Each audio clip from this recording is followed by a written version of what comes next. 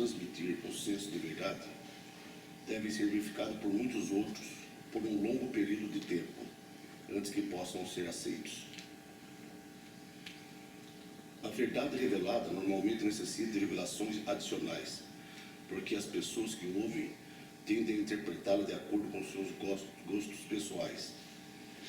A noção de que existe uma minha verdade e uma sua verdade não é endossada no mundo do Vedana. O ser é um e o conhecimento dele só pode ser um. É possível simplesmente ler esses textos e sair iluminado. Pergunta, né? É possível simplesmente ler esses textos e sair iluminado? Pode ser possível, mas é improvável porque a verdade, como todo o resto, é apenas tão boa quanto for o seu entendimento dela. Portanto, a tradição do ensinamento do Vedanta evoluiu. Ela requer uma mente madura e qualificada, buscando conhecer, e um professor estabelecido no não-dualismo, que possa manejar de maneira habilidosa os meios de conhecimento. É esperado que, se o seu estudo do Tattva-Bodha vier a despertar o desejo de realizar o ser, você vai abordar alguém estabelecido no não-dualismo e solicitar o ensinamento. Ok, o Tattva-Bodha é o texto que nós vamos contemplar, estudar um pouco hoje. E é um texto vedantino que foi escrito 1.200 anos atrás por Adi Shankaracharya, e ele é um texto muito conciso, concentrado, porque ele pegou os tópicos, os conceitos principais do Vedanta e concentrou num texto único. Então é um texto que não vai em profundidade em nenhum daqueles conceitos básicos do Vedanta, mas ele faz como é que se diria em português? Um resumo, né? Um reassunto, né? Em italiano seria um reassunto de tudo, um resumo. Então, vamos falar um pouco do desejo, que é uma coisa que todos nós vivemos através dos nossos desejos, necessidades físicas. Pode ler aquilo ali? Por favor. Desejo. Necessidades físicas e biológicas são naturais. Elas estão integradas ao corpo e são compartilhadas por todos os membros da espécie humana. Outras necessidades, no entanto, são cultivadas baseadas em ideias pré-determinadas que surgem da experiência. A tendência de um cão de ir em direção ao homem carregando um osso é um instinto cultivado. Ele foi previamente alimentado à mão e se lembra de que a experiência de mastigar um osso é atrativa. Se seu dono aparecer segurando um pau, ele corre tendo desenvolvido uma aversão a apanhar, baseado nas experiências passadas. Estamos falando de vasanas. Todas as criaturas desenvolvem essas impressões, né? Não importa o quanto rudimentar o corpo sutil seja, ele vai aprendendo através do meio ambiente, vai registrando no seu corpo causal. Todo indivíduo, inclusive os insetos, tem 3 corpos, né? Onde toda a programação dele está aqui. Ele tem a programação que ele já nasce com e a programação que é derivada do contato dele com o meio ambiente. Nós falamos muito isso em relação a nós, seres humanos, mas ocorre com todas as outras criaturas de um modo menos inteligente ou sofisticado, sem o livre-arbítrio, né? Além das escolhas instintivas que compartilhamos com os animais, os humanos têm a habilidade de pensar. Isso permite que eles escolham conscientemente entre 2 alternativas: bem e mal, prazer e dor, certo e errado, etc. A habilidade de discriminar faz com que outro poderoso fator psíquico seja possível: o desejo de buscar o aperfeiçoamento e a melhoria. Seres humanos são um trabalho em andamento. Eles não são apenas imperfeitos e incompletos, mas, ao contrário dos animais, eles estão conscientes disso. Esse senso inato de incompletude provoca uma forte necessidade de buscar a completude e a totalidade. Essa necessidade, por sua vez, surge como um desejo de ser melhor ou diferente do que a pessoa é no momento, e pode ser tão importante para ela, às vezes mais importante do que seus instintos e necessidades corporais e naturais. Esse parágrafo é muito lindo, né? Nós falamos hoje, não sei se hoje ou ontem, ou no café da manhã, os seres humanos, que além do nosso programa, né, natural e instintivo, nós temos a habilidade de livre-arbítrio, de pensar e discriminar e escolher entre o que eu quero e o que eu não quero. Quase toda a nossa propriedade discriminativa é usada de modo emocional, porque a gente quer o que a gente quer e a gente não quer o que a gente não quer. E a gente quer o que é uma experiência que previamente nos deu prazer. Então, é sempre escolhendo entre prazer e dor. Mas ele disse aqui, entre desejos e medos, né? Desejos e aversões, que os humanos têm a habilidade de pensar. Isso permite que eles escolham conscientemente entre a alternativa do bem e mal, prazer e dor, certo e errado. A habilidade de discriminar faz com que um outro poder psíquico que só ocorre nos seres humanos aconteça, que é o desejo de buscar o melhoramento, o aperfeiçoamento. Nenhum animal é interessado em se melhorar e se aperfeiçoar. Nenhum animal é consciente de que ele é imperfeito, incompleto, insuficiente e limitado. Mas nós, porque nós desenvolvemos a inteligência, a gente desenvolve essa consciência e aí a gente tem esse impulso natural de buscar a plenitude, a perfeição. O melhoramento é um desejo que ocorre só no ser humano, por aperfeiçoamento. Seres humanos são sempre um trabalho em andamento, né? The work in progress. Eles não são apenas imperfeitos, mas eles são conscientes disso. Esse senso inerente, inato de incompletude e imperfeição provoca uma forte necessidade, que é uma necessidade natural e até mesmo inconsciente, né? Uma necessidade de buscar essa plenitude, essa totalidade, essa adequação e ilimitação através da busca dos seus desejos, né? Porque a gente pensa, se eu obtiver o que eu quiser, eu vou me sentir completo, adequado e perfeito. Mas essa necessidade de buscar a plenitude, a totalidade, ela, por sua vez, surge como um desejo de ser melhor ou diferente. A gente sempre pensa, se eu não fosse assim, se eu fosse um pouco melhor, se eu não tivesse esse problema, se eu não tivesse essa limitação, se eu tivesse mais dinheiro, se eu fosse mais equilibrado emocionalmente, etc, etc, etc. Surge como um desejo de ser melhor ou diferente do que a pessoa é no momento. Esse senso, às vezes, é tão forte que é mais forte do que os instintos naturais, emocionais, de querer o que eu quero porque eu quero e não querer o que eu não quero porque eu não quero. Em outras palavras, às vezes, o nosso desejo de aperfeiçoamento, melhoramento, é mais forte que a gente abre mão dos nossos desejos compulsivos por aquilo que eu quero, porque eu quero e quando eu quero. A gente começa a fazer aquilo que vai produzir um progresso espiritual na minha vida e não aquilo que vai me dar a satisfação instantânea de obter o que eu quero simplesmente. É claro esse ponto? Nós, esse desejo por virtude é um desejo que nos compele a começar a fazer aquilo que é justo e aquilo que é em harmonia para o meu desenvolvimento espiritual e às vezes custando o benefício de obter exatamente o que eu quero para satisfazer o meu desejo instantâneo de prazer ou de segurança. Claro isso? Quando ele comenta no texto que o ser humano é um processo em andamento, Sim. né, e que ele é incompleto e imperfeito, ou uma visão, uma perspectiva diferente de quando a gente fala que o ser humano já é perfeito, né, e completo, e ele só não está vendo isso. Sim. E que ele não precisa ser melhorado. Sim. Aí são pontos de vista diferentes, né? Não são diferentes. Esse é um ponto muito sutil que é importante ser compreendido. Nós existimos, todos nós, em duas ordens de realidade. A nossa ordem de realidade absoluta antes da manifestação e a nossa ordem de realidade, o realm, a dimensão de realidade aparente, que é do indivíduo, que é a construção corpo-mente.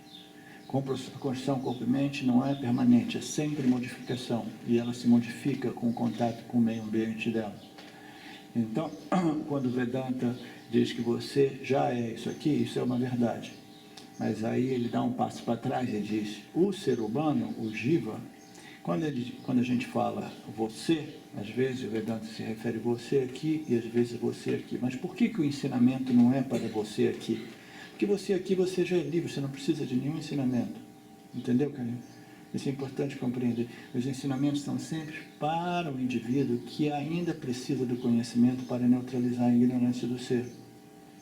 Se dizer para um indivíduo que é ignorante, como uma grande maioria dos ensinamentos no mundo espiritual moderno, dizer para uma pessoa que vive em ignorância que ele aqui, get over, esquece, você já é livre, entendeu? Não ajuda a pessoa, porque não neutraliza a ignorância dela.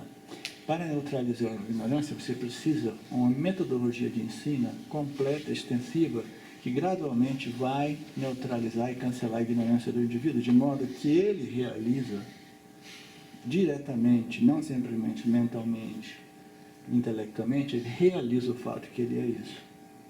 Por isso que todo ensinamento é para o Jiva, porque há outro aspecto, outro fator da nossa existência, que é o ser universal, não precisa de nenhum ensinamento.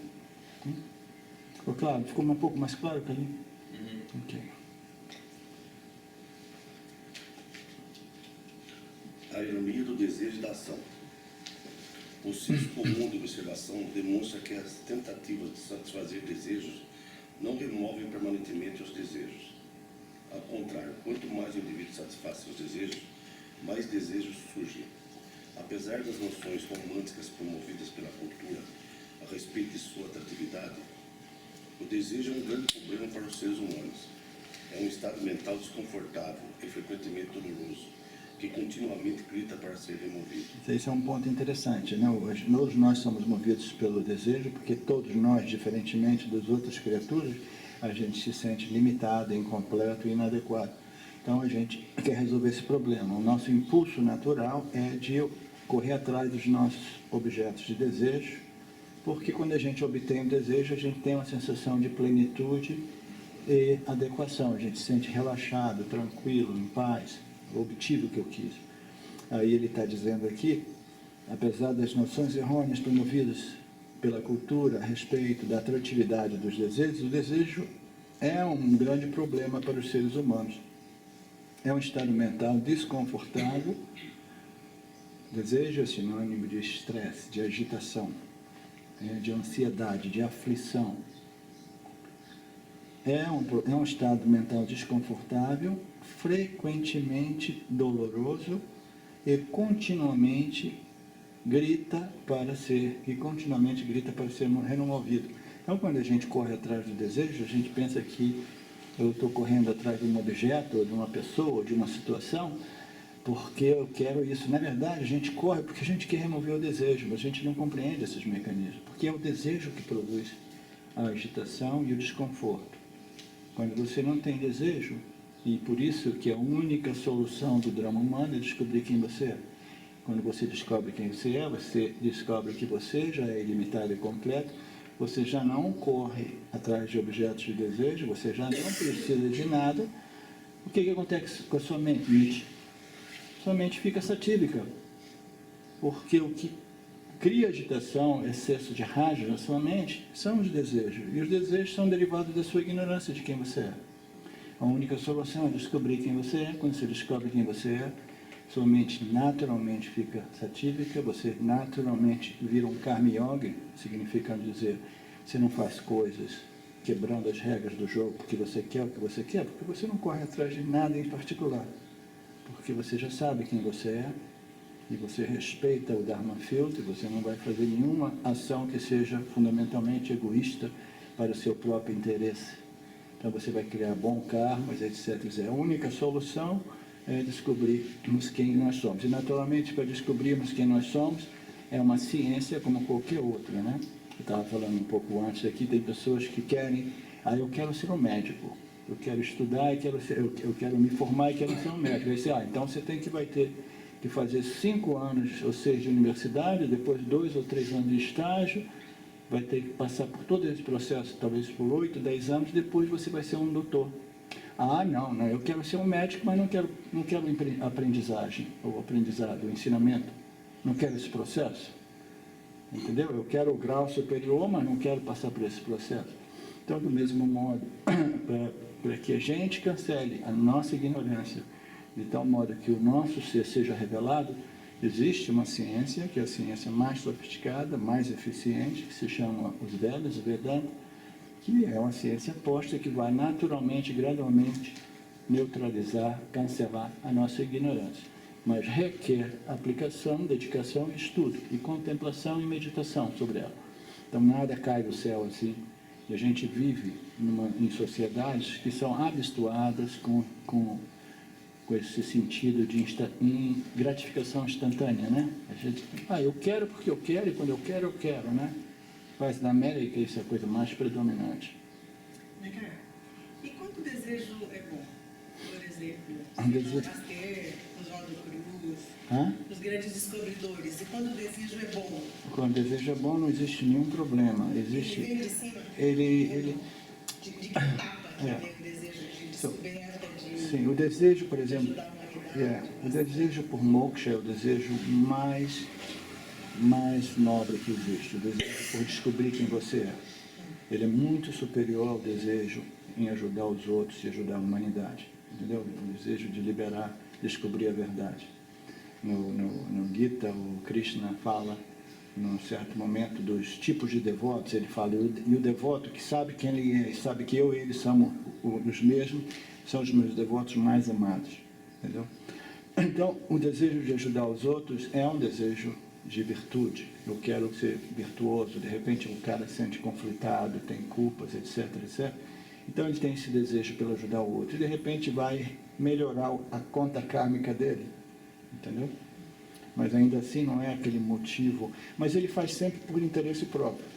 Qualquer serviço voluntariado que as pessoas... de caridade, isso e aquilo, no final das contas, a pessoa faz para o interesse dela mesma, porque ela se sente melhor, mais justa, mais adequada, mais virtuosa. Então, ninguém faz nada de graça. No final das contas, tem sempre um interesse. Então, o desejo mais nobre é o de descobrir quem você é. E mencionando de novo o Bhagavad Gita, tem um momento que o Arjuna questiona Krishna, né, em relação ao desejo de Krishna, né, de ensinar ele, de fazer isso e aquilo. Ele fala, eu sou o desejo em total harmonia com o Dharma. Em outras palavras, tudo que existe em Maya é operado por desejo. A qualidade do desejo, os motivos por trás do desejo, da ação do desejo, é que contam. Entendeu? Então, os desejos mais nobres, como o desejo de descobrir quem eu sou, ainda assim é um desejo, ainda assim criam uma certa agitação. Você lembra ontem nós vimos os benefícios da descoberta do ser? O benefício número 1 é que você se livra do estresse de querer descobrir você. Né? Porque até esse desejo super nobre, ainda assim, é um estressante. Então, o desejo por natureza é estressante, mas os desejos que são harmonia com o Dharma, eles têm um efeito positivo para o executor da ação e para o meio ambiente. Onde é que nós estamos, vamos dizer? Estamos aqui na ironia do desejo e da ação. Continuando. A resposta natural, quando alguém sente a cócega do desejo ou a aversão ao medo, é fazer alguma coisa. Quando eu busco um objeto no meu desejo, eu acredito que a aquisição do objeto vai remover o desejo e me dar paz mental. E por acaso isso até acontece. Mas, infelizmente, o senso de satisfação e alívio sentido é apenas temporário. E para deixar tudo pior, a aquisição do objeto desejado, na verdade, reforça o desejo original. Alguém tem dúvida em relação a esse parágrafo? A gente prestou atenção? Não. Então, não há uma solução nos entregarmos aos desejos, porque eles vão reforçar as nossas vasanas por aquele objeto. A única solução, como um tudo, é o entendimento, a compreensão. Como se fosse aquela vara da montanha, né? Que vai cada vez afundando mais, cada vez passa ali o desejo humano. Sim, até que um dia você comece a compreender, eu já consegui esse objeto de desejo 2.500 vezes na minha vida. E ainda me sinto incompleto, insuficiente, inadequado, eu sinto que tem um vazio, que alguma coisa tem que acontecer para que eu me sinta bem comigo mesmo. Eu vou correr atrás do mesmo desejo, aí chega um ponto que, se não, aquele ali cancelado. Esse eu não vou mais correr atrás porque eu já consegui ele 2.500 vezes e não resolveu o meu problema existencial. Aí você vai ficando esperto, né? Vai ficando inteligente. Então, ao invés de terminar livre do desejo quando eu ajo, o que era a minha intenção, em última análise eu termino com mais desejo.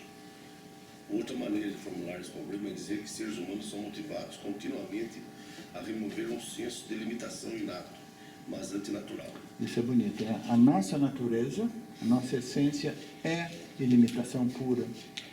Quando nós aparecemos como indivíduos, nós imediatamente nos sentimos incompletos, limitados, insuficientes, inadequados. E, naturalmente, a gente tem esse impulso de querer remover aquele senso de inadequação e limitação.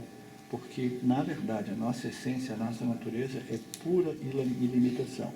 Então, diz que dizer que os seres humanos são motivados inconscientemente, naturalmente, tudo isso, a remover um senso de limitação inato, mas, porém, antinatural. Né? É inato por causa da nossa ignorância, da nossa verdadeira identidade. Por isso é antinatural. Portanto, eles se esforçam para se sentirem ilimitados e livres. Por exemplo, quem não se sente limitado por falta de dinheiro, tempo, poder ou amor? Né? Todo mundo se sente limitado se não tiver uma dessas coisas. Ou se a gente tiver uma enxaqueca, né, Ruth? As milhares de coisas oferecidas pela cultura prometem de alguma forma remover o senso percebido de limitação e falta. Mas mesmo que vejamos o problema como uma procura por completude ou uma busca por uma falta de limites, porque, apesar da disponibilidade imediata de objetos materiais, programas de autoaperfeiçoamento e terapias tanto religiosas quanto laicas, todas as tentativas para nos tornarmos puros e perfeitos, limitados e completos falham.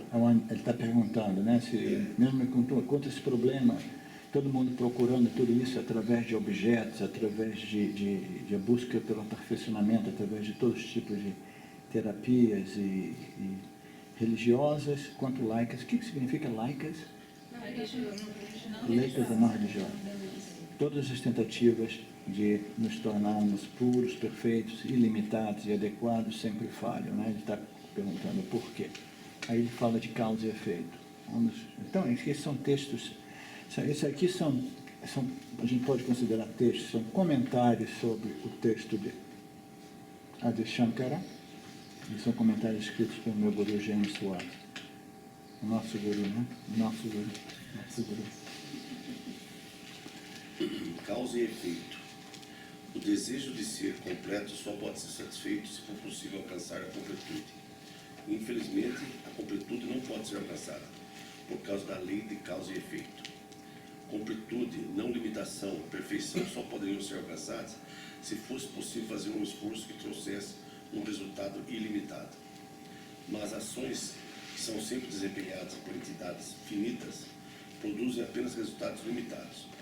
Mesmo a soma de dezenas de milhares de ações limitadas não se equipara à não limitação. Miliardários se tornam milionários e milionários se tornam bilhardários e bilionários e empenham-se ainda mais. Tristemente, um indivíduo está tão longe da riqueza com $1 quanto 1 trilhão.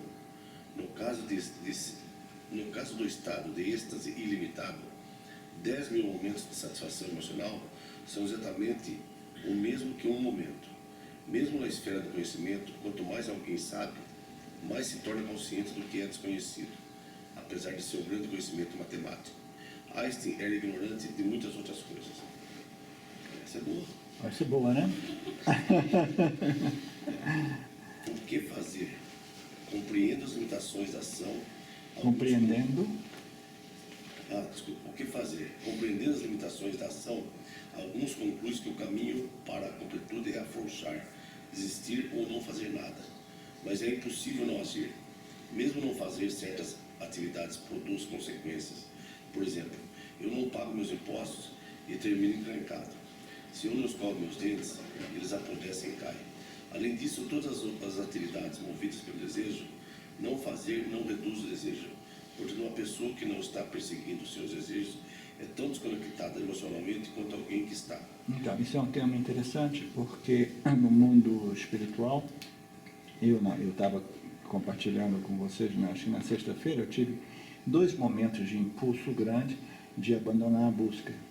A última foi depois de 3 anos com o Papadinho em Maquinal, quando eu estava de saco cheio, essa coisa não vai acontecer, isso não existe, isso não é para mim, eu já fiz de tudo. Aí quando você vê, você pega um livro na sua mão de um cara que diz, ei, tipo o Balsecar, assim, você já é perfeito, você já não precisa fazer nada, isso tudo é bobagem, abandona tudo isso. 2 vezes no meu processo, eu cheguei a um momento que você chega, basta, né? E eu tentei abandonar, mas quem consegue, né? Quem que consegue abandonar um desejo? Porque eu não desejo, meu desejo espiritual, de me encontrar, de descobrir, de melhorar a mim mesmo. Quem que consegue abandonar um desejo simplesmente por desistir mentalmente ou afrouxar, mesmo que a gente diga, não, eu não quero mais esse desejo? O desejo não foi cancelado através da compreensão profunda dos motivos desse desejo. Ele foi simplesmente, eu não aguento mais esse desejo, chega, é um desejo comum, mais forte, as vacinas mais fortes, sexo e dinheiro. Então, o professor diz assim, eu não aguento mais todos os problemas que são associados com sexo, eu não quero mais saber de confusão, esse desejo me disturba e eu acabo em 1000 embrulhações e confusões em relacionamento. Chega, eu renuncio a esse desejo por sexo. Aí você, relacionado, tudo bem? Mas o desejo permanece no seu corpo causal e de noite você sonha com sexo, você vê um cachorrinho passando, você pensa que é uma loira bonita, entendeu? Você começa a viajar. Aí quando você vê, eu não posso abandonar o sexo. Por quê? Porque eu abandonei o sexo, mas o sexo não me abandonou. Entendeu? Então, somente o processo de compreensão e amadurecimento vai resolver o problema do desejo. E, do ponto de vista espiritual, quando você tem um desejo espiritual de melhoramento ou de descoberta do ser, tenta abandoná-lo. Eu tentei 2 vezes abandonar, mas aquilo permanecia dentro de mim. Eu tinha aquela vassana da espiritualidade que não abriu mão de mim. Eu abandonei em certo ponto, eu fui para a Itália e me metei no mundo dos business, mas sempre ali de vez em quando, espiritualidade. Eu fugi para a América, e na América, quando eu vi, eu estava seguindo todos os gurus modernos, fazendo retiros com Adyashanti, retiro, e lendo os meus livros. É uma doença, né? Uma vassana, que não te abandona tão facilmente. Então, dizer, não, para mim chega, isso e aquilo, é uma coisa fácil para qualquer categoria de desejo, mas tenta abandonar os seus desejos. Eles que têm que te abandonar. Onde é que a gente parou, Donizete? Ao mesmo tempo? Não, já deu um pouco. Ao mesmo tempo. Ao mesmo tempo, a observação simples conduz à conclusão de que, apesar de todas as aparências, essa é uma criação intencional e as coisas aqui seguem certas leis bem conhecidas. Tudo o que fazemos depende desse fato. Se um dia a água decidisse ficar seca e o gelo quente, todos os cosmos parariam de funcionar, já que o desejo de ser completo e inteiro, como muitos desejos, ocorre numa criação intencional. Ele deve servir a um propósito. Se isso é verdade, então, existe uma maneira de satisfazer esse desejo. Vedanta é essa maneira, mas realiza a nossa plenitude de forma inesperada. Ok, está dizendo aqui que se o desejo, se toda essa criação é uma criação desenhada de modo perfeitamente inteligente, se cada substância, cada elemento, cada objeto criado nesse mundo segue a sua natureza de modo fiel e precisa, né? Uma água é sempre molhada, o fogo é sempre quente, e etc, etc. Nada, o açúcar é sempre doce, o sal é sempre salgado. Então as coisas vão seguindo. Aí ele fala, e se essa criação criou o desejo, e se essa é uma criação inteligente e com um propósito, então esses desejos devem ter um propósito. Então o desejo pela liberação, porque o desejo por trás de todos os desejos, por todo e qualquer objeto de experiência, é um desejo de atingir a plenitude, a limitação e a adequação e a suficiência, sentir completo, sentir ok, relaxado, sou perfeito, eu não preciso de nenhum melhoramento. Todos os desejos são desejos por essa plenitude, por essa limitação. Então, esses desejos devem ter um propósito. Aí ele vai nos conduzindo nessa análise, dizendo se isso é verdade, se essa é uma criação realmente, onde tudo é desenhado sob medida, de modo muito inteligente, para um propósito. Então, se isso é verdade, então deve existir uma maneira de satisfazer esses desejos, né? Que na verdade são sempre os desejos per ilimitação, adequação e plenitude. Aí ele diz, sim, Vedanta é essa maneira, mas Vedanta realiza essa nossa plenitude e ilimitação de modo particular, de modo inesperado, de modo não comum. Então ele explica que o Vedanta realiza isso dentro de uma categoria. Quando você realiza, obtém alguma coisa, você obtém alguma coisa que você não tinha, ou que você tinha, mas que precisou ser melhorada, modificada. O Vedanta realiza quem você é de um outro modo diferente, que ele coloca que é uma realização daquilo que já era realizado, é a obtenção daquilo que eu já tinha. Por isso que é possível realizar isso, essa plenitude, porque nós já somos plenos. Vamos ler o texto de James, que é lindo. Cada ato... Conclusão do que já é realizado. Cada ato é executado para alcançar algo. 3 fatores estão envolvidos no processo. O que você quer que seja alcançado? Os meios empregados para alcançar isso e a pessoa que deseja a conclusão. Ele está falando de 3 fatores envolvidos em qualquer processo para obter ou alcançar alguma coisa, né?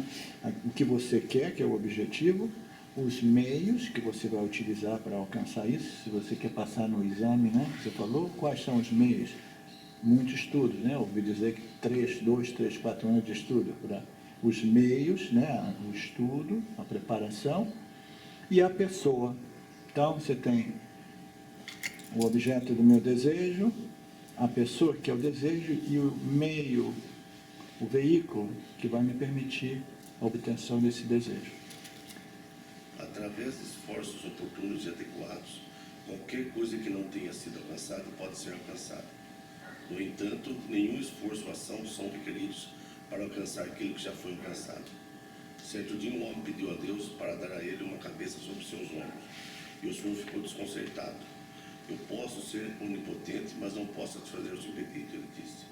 Eu posso dar uma cabeça maior, uma cabeça menor. Eu posso torcer sua cabeça como um pretzel, ou achatá-la como uma pizza, mas eu não posso dar uma cabeça sobre os seus ombros. Por que não? O homem perguntou. Porque, tolinho, você já tem uma cabeça sobre os seus ombros. Completude, perfeição. Completude, perfeição sem limites. Completude, perfeição sem limites, liberdade entram na categoria do já realizado. E nenhuma ação ou esforço são requeridos para alcançá-los. Essa liberdade eu tenho que modificar, eu gosto mais da palavra liberação, né? Que é sinônimo de ilimitação, ser livre de qualquer limitação. Então, a completude, a perfeição, a adequação e a liberação e limitação entram na categoria daquilo que já é realizado, né? Do ponto de vista do Jiva, a plenitude, a perfeição, a ilimitação, a adequação é impossível ser obtida, porque essa aqui é uma realidade dualística, e em dualidade existe sempre os dois opostos constantemente se modificando, né? Prazer e dor, perfeição e imperfeição, conquistas e derrotas, etc, etc, né? Saúde, doença. Então, o Jiva é sempre uma constante experiência de limitação. Somente a nossa ordem de realidade, a nossa dimensão de realidade do ser universal, a consciência pura que nós somos, é completa, perfeita, ilimitada e livre de qualquer modificação com o contato com o meio ambiente. Vedanta, ele fala de uma história do 10º homem. Quem que não ouviu falar da história do 10º homem? Você? Então, vamos ler essa história rapidinho. O 10º homem. Um grupo de 10 homens estava fazendo uma viagem pelo país. Eles chegaram a uma parte rasa do rio que precisava ser atravessada a pé. Para certificar de que estavam todos presentes e contabilizados para depois de cruzarem, um líder os alinhou e contou. Mas a conta revelava apenas 9. Eles ficaram agoniados e procuraram por toda parte pela pessoa desaparecida. Quando todos seus esforços não produziam o 10º homem, eles caíram em uma profunda depressão. Nesse momento, um senhor se aproximou e, vendo a sua aflição, perguntou qual era o motivo. O líder explicou a situação e o velho sorriu. Se alinhe com os outros, ele disse ao líder. Então o senhor contou. 8, 9 e 10, ele disse apontado para o líder, que havia esquecido de incluir a si mesmo. Então, essa é uma história tradicional vedantina, né? Os olhos são capazes de ver tudo, mas eles não conseguem ver eles mesmos. E nós, os jivas, os indivíduos, nós estamos buscando nós mesmos e a gente esquece de incluir que nós já somos presentes, né? Uma coisa mais bizarra, né? O que você está fazendo na Índia? Eu estou buscando a mim mesmo, estou querendo me encontrar. E ele falou, você está querendo se encontrar? O que você encontrou lá? Eu encontrei quase 1 milhão de habitantes, de todo tipo de experiência, encontrei tudo, experiências místicas, mas encontrou você mesmo? Não, não encontrei a mim mesmo. Ele esqueceu de se contar, né? Então é aquilo, é realizar aquilo que já estava presente. A nossa existência, a nossa consciência é sempre presente. E a gente vai por aí buscando a nós mesmos. Nenhuma ação produziu a pessoa desaparecida. O que produziu essa pessoa desaparecida? O conhecimento. A ignorância do indivíduo fez com que ele não contasse em ele mesmo, ele alinhou todo mundo, contou, eram só 9, todo mundo ficou deprimido, chorando, que perdemos uns de nós. A ignorância dele fez com que ele se excluísse do grupo. Do mesmo modo, quando nós buscamos nós mesmos, nós nos excluímos dessa busca. E nós já falamos disso, nossos órgãos sensoriais estão voltados para fora. E o mais óbvio que é eu, essa luz da consciência, vem excluída. Porque a luz da consciência, ela ilumina tudo, mas ela não pode iluminar ela mesma. Por que ela não pode iluminar ela mesma? Porque ela é luz pura, ela é self-luminous, ela é auto-iluminante, ela é auto-infulgente, se diz? Infulgente. Então ela já é luz pura. Você não pode pegar uma lanterna, né? Você tem uma lanterna boa aqui, a gente teve que fazer um trabalhinho. Você não pode pegar uma lanterna, por mais potente que seja, e falar assim, não, eu quero ver o sol melhor. E você vai tentar iluminar o sol. Você não pode, porque o sol é pura luz, a sua lanterna não vai fazer nada em termos de iluminar o sol. Então, do mesmo modo, a luz solar, a nossa luz física e a luz da consciência, ela não pode iluminar ela mesma, porque ela já é completamente auto-iluminada. E ela, de qualquer forma, ela reflete todos os objetos no mundo dualístico. Ela bate nos objetos, reflete, e os objetos voltam todos para nós, como nós vimos ontem. Eles ocorrem dentro de nós mesmos, passando através dos nossos órgãos sensoriais, etc. Onde é que a gente parou, gente? É que ela foi produzida no momento em que o líder percebeu que esqueceu de incluir a si mesma na conta. Na verdade, ele estava apenas procurando por si mesmo, todo o tempo pensando que estava procurando por outra pessoa. Vedanta diz, liberdade, perfeição, completude sem limites já estão realizados. E declara, sem equívocos, e epifânias confirmam que nós somos inteiros e completos por natureza, e que nenhuma ação de nossa parte ou de qualquer outro, incluindo Deus, pode nos completar. Nenhuma ação da nossa parte pode nos completar, porque nós já somos completos. Mas muitas ações da nossa parte podem produzir o famoso progresso espiritual, o famoso purificação do nosso corpo sutil, preparação, maturidade, né? Aceleração da nossa maturidade. Todas as ações, elas têm uns papéis preparatórios, mas elas jamais produzirão aquilo que nós já somos. aquilo que nós já somos só pode ser produzido através da contemplação e a compreensão, a assimilação daquilo que você já é realizado.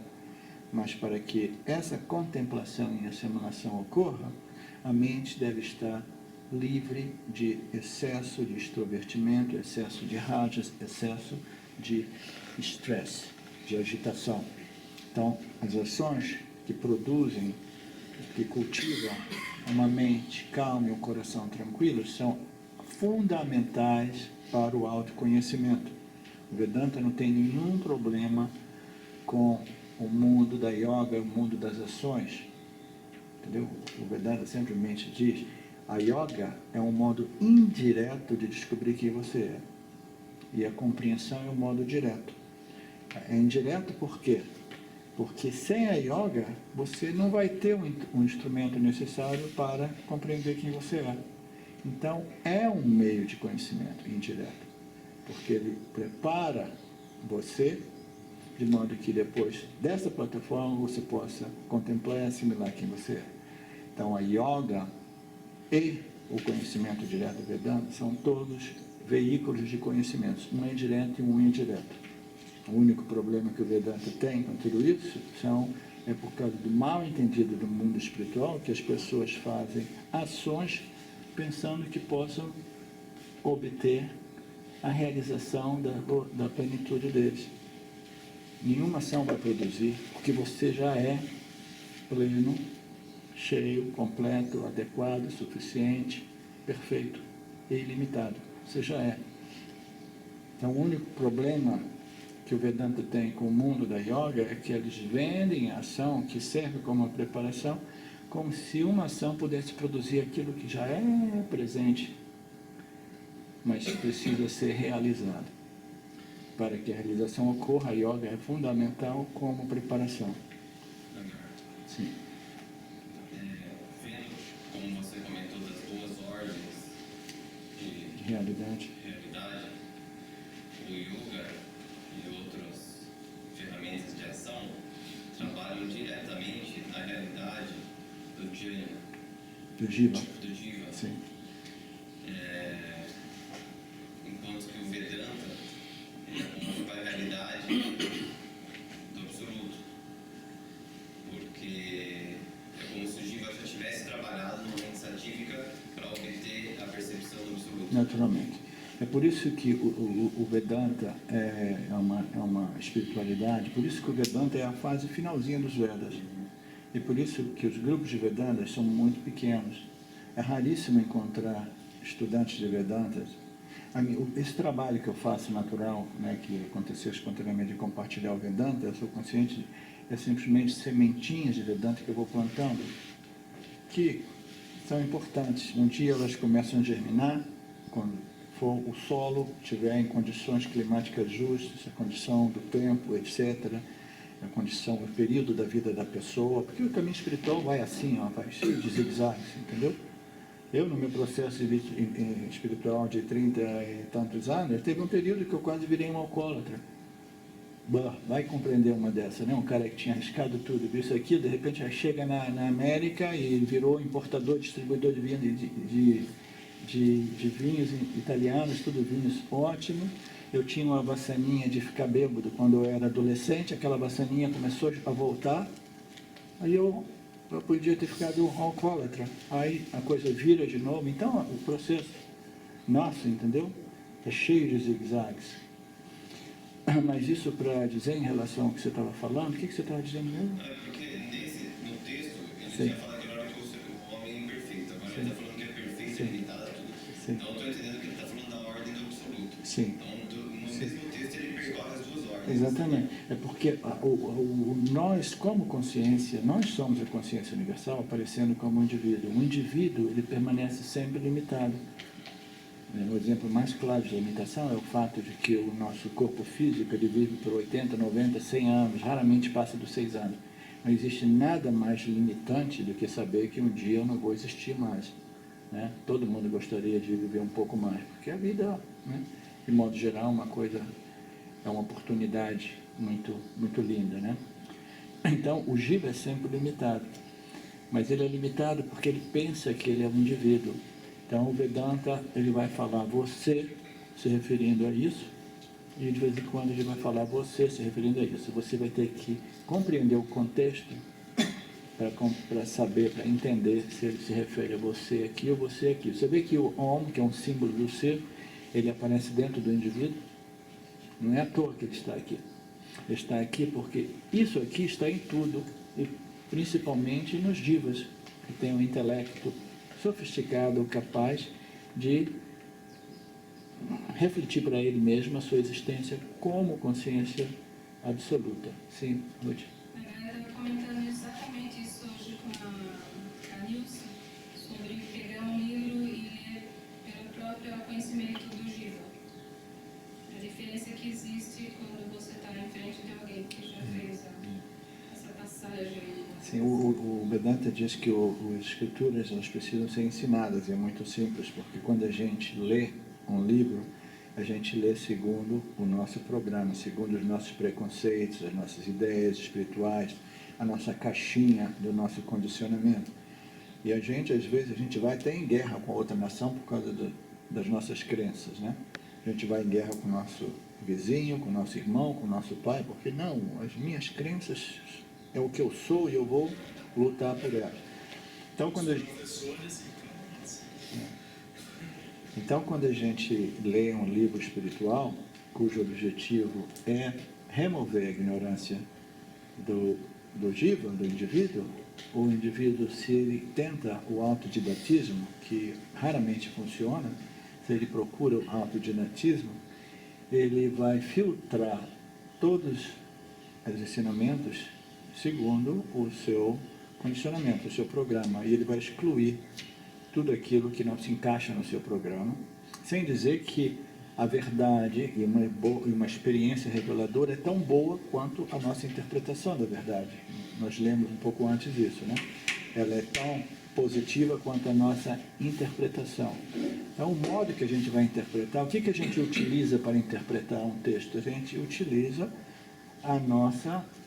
todo o nosso condicionamento, todos os conceitos que a gente, nossas compreensões, os nossos valores, as nossas ideias, as nossas noções, a gente utiliza aquela ferramenta para interpretar um texto. Você dá um texto vedantino para um menino de 4, 5 anos, que já sabe até ler um pouco, mas ele não tem o material de conhecimento necessário, né, armazenado para interpretar aquele texto. Ele vai lá, não, cadê o gatinho, cadê a casa, cadê o barquinho, né? Então, a gente precisa de um conhecimento estabelecido. Esse também é um outro motivo pelo qual o Vedanta é para pouquíssimas pessoas. É isso que nós estamos falando antes, Kalinha. O Vedanta é para um grupo de pessoas que já desenvolveram uma mente mais satívica. Porque quando a gente começa a dizer isso é até mesmo a análise, porque as análises do Vedanta são sempre em relação ao Maya, são em relação ao indivíduo e o relacionamento dele com o meio ambiente e as leis que governam isso, como funciona o Jiva e o mundo e o relacionamento dele com o mundo. Se compreendendo o Jiva e o mundo, que é Karma Yoga, você vai intensificar esse processo de purificação de modo mais eficaz possível. A Karma Yoga é o grande purificador. O purificador mais direto é compreender quem você é, mas raramente o indivíduo compreende quem ele é sem preparação numa vida. Raramente ocorre. Então a gente precisa de todo tipo de outras práticas que são yogas de ações, Karma Yoga, meditações, mantras, outros rituais, normas de condutas adequadas para não produzir karma negativo. A gente precisa de tudo isso como meios de purificação, né? Então, Vedanta é para pessoas, primeiro, que têm um intelecto mais satívico, mais calmo, mais estável, porque até mesmo essa contemplação, quando a gente contempla um objeto de experiência, eu quero compreender como é que um relógio funciona. No dia de hoje é tudo eletrônico, mas não tem mais aqueles mecanismos de uma volta, né? Então, você pode abrir, desmontar e montar, você concentra um pouco e você compreende o mecanismo de um relógio. Por quê? É um objeto objetivável que você pode testemunhar e usar a sua inteligência para compreender. Mas quando você quer simplesmente descobrir quem você é, você tem que entrar numa análise voltada para você mesmo, que não é nem mesmo uma análise da sua estrutura psicológica, emocional. Você vai entrar numa análise daquilo que você é. E você não pode fazer isso de modo direto. Isso é importante em relação a essa conversa. Você não pode fazer isso de modo direto. Porque o ser universal, ele não pode ser objetivado, porque nós somos um efeito dessa causa. A gente não tem modo de objetivar aquilo que é não objetivado. O único modo de a gente descobrir que a gente é um modo indireto. Como que é indireto? Indireto, a gente vai analisando a nossa própria experiência, a experiência do Jiva, e essa análise, através da escritura, ela vai removendo a ignorância. Não é que o ser universal tem que ser dado, ou fornecido, ou descoberto, como se ele não existisse. Entendeu? Você não consegue obter aquilo que você já tinha antes. Você não consegue revelar uma coisa que já não era revelada antes. O único modo que isso pode ser revelado é porque ele já é presente. E é um trabalho indireto, porque você vai usar conceitos que são parte do Maya para cancelar conceitos de ignorância. Knowledge e ignorance. Conhecimento e ignorância são todos da categoria do Maya, são objetos. Você precisa knowledge para cancelar a ignorância, aí o ser universal é revelado como a coisa mais óbvia e simples possível. Então você não estuda Vedanta diretamente aqui, você estuda direto, você estuda ele provando para o indivíduo, através de uma análise lógica, quem ele é e o porquê que ele não é o indivíduo que ele pensa que ele é. Na medida que aquelas crenças profundas, eu sou o corpo, eu sou as minhas ideias, eu sou as minhas emoções, eu sou isso, eu sou... elas vão se afrouxando, dissolvendo, o ser universal ele começa a se emergir, ele começa a se pronunciar, se manifestar, e você vai ficando mais satível, até que um dia a ficha cai, você assim, meu Deus, mas 60 anos de estupidez, né? Como é que eu não consegui ver isso hoje? Eu sempre estive presente. Mas a mente precisa ser muito preparada e satívica. Por quê? Até mesmo essa análise, que é uma análise relativamente simples, ela é muito sutil. Uma análise baseada na nossa própria experiência, ela é muito sutil. A gente requer dedicação e contemplação, porque a ignorância nossa é muito esperta, é muito inteligente e é muito complexa. Então você tem que atacar ela com todos os ensinamentos da Escritura que pegam ela de ângulos diferentes, desse ponto de vista. Existem tantas escrituras que são diversas, daqui, dali, e de tal modo que devagarzinho você vai neutralizando, cancelando essas ideias errôneas que nós temos de nós mesmos.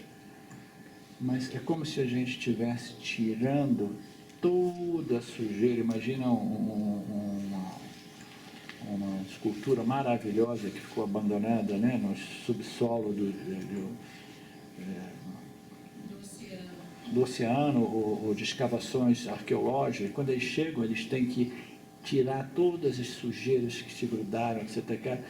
Então eles têm que tirar aquilo. Quando eles limpam ela toda, aí aquele pedaço de arte, né, maravilhoso é revelado, perfeito, sempre estava ali, mas ele estava encoberto por ignorância. Do mesmo modo, o indivíduo, nós somos essa luz da consciência, mas nós somos encobertos por nossa ignorância. A ignorância, ela é bonita, inteligente, complexa, pegajosa, grudenta e perigosa. E perigosa. E a gente precisa, a aplicação do Vedanta, das Escrituras, é expor a mente de novo aos ensinamentos. Por quê? Porque a ignorância é profundamente enraizada, né? Então o Vedanta é um grande projeto. O Vedanta não é uma prática que você faz um pouco, aí você começa a se beneficiar com resultados temporários, mas, entendeu?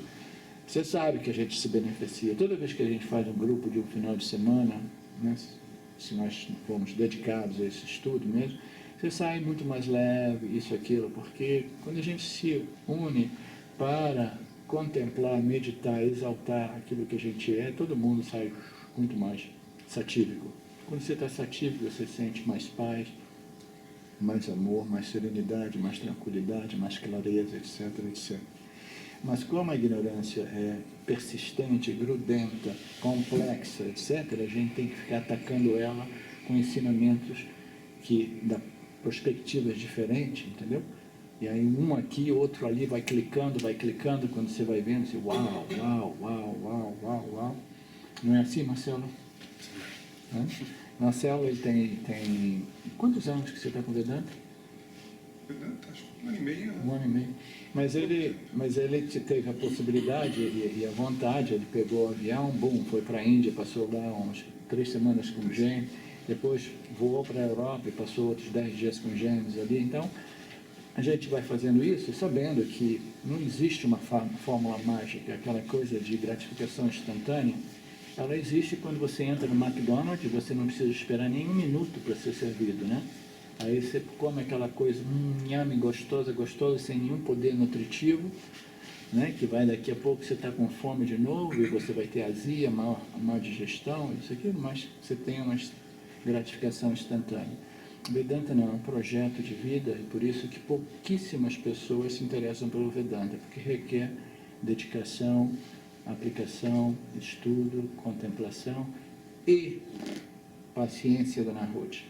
Paciência, porque a nossa ignorância é profundamente enraizada. Mas a gente vai desenvolvendo valor pelo Vedanta, como você diz, a Ruth diz, quando eu comecei a estudar o Vedanta, eu já vejo a transformação que ocorreu na minha vida. Sou uma pessoa mais centrada, eu começo a responder aos estímulos da vida de modo mais sereno, tranquilo, equilibrado. Não existe um purificador mais potente do que o Vedanta, se a pessoa realmente for sincera e interessada, né?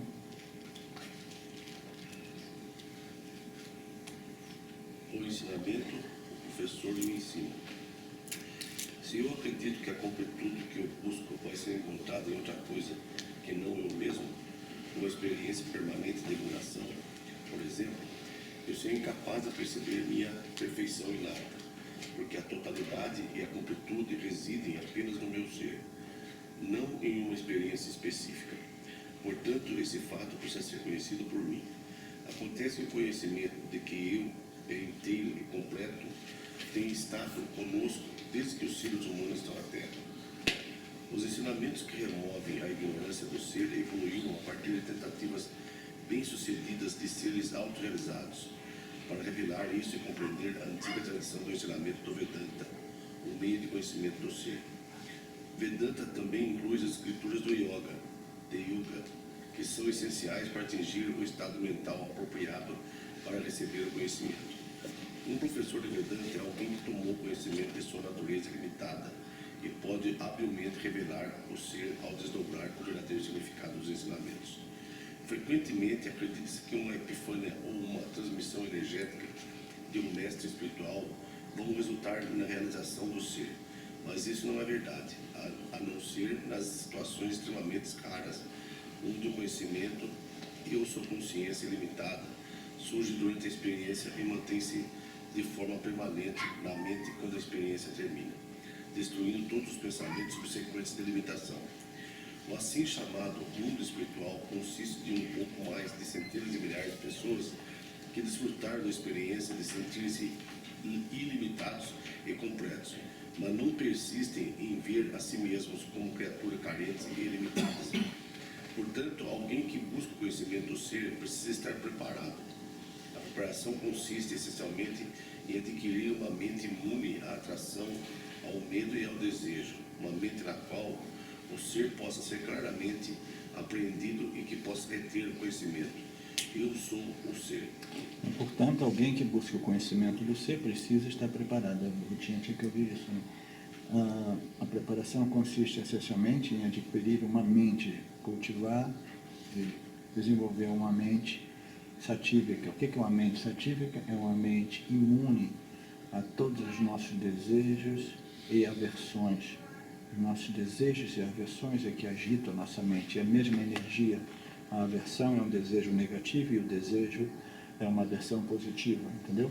Então, os desejos e aversões é que estão sempre, porque a gente está vivendo a vida dar um ponto de vista emocional. Eu quero o que eu quero e eu não quero o que eu não quero. Eu estou interessado só em satisfazer meu desejo. Vamos tomar um break, porque eu acho que está todo mundo um pouco pronto para um break assim.